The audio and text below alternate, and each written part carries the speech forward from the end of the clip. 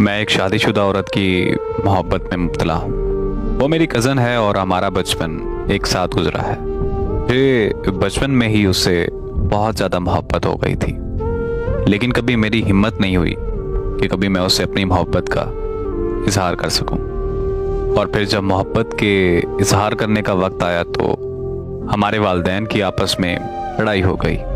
उस लड़ाई की वजह से हम दोनों का मिलना जुलना भी बंद हो गया और फिर 11 साल बाद हमारे वालिदैन की आपस में सुलह हो गई। लेकिन सुलह के वक्त मैं खुश नहीं था, बल्कि मेरा दिल खून के आंसू रो रहा था, क्योंकि जिससे मैं बचपन में मोहब्बत करता था वो किसी और से शादी कर रही थी।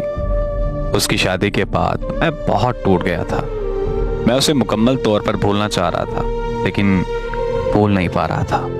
फिर मेरा एक दिन उससे सोशल मीडिया पर राब्ता हुआ तो मुझे पता चला कि वो अपने ससुराल में जहन्नम जैसी ज़िंदगी गुजार रही है। जब मैंने उससे अपनी मोहब्बत का इजहार किया तो वो फूट फूट कर रोने लग गई और वो मुझसे कहने लगी कि मैं भी तुमसे बचपन में बहुत ज़्यादा मोहब्बत करती थी।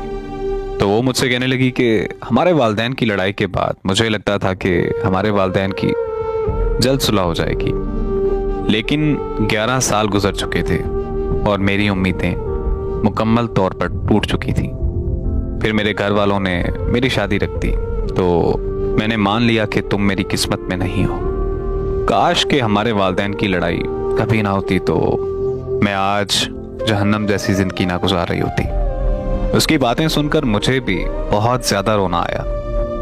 मैंने उससे कहा कि तुम उससे तलाक लेकर मुझसे शादी कर लो, लेकिन वो नहीं मानी और वो मुझे कहने लगी कि मैं अपनी खुशियों के लिए अपने बेटे की जिंदगी खराब नहीं कर सकती।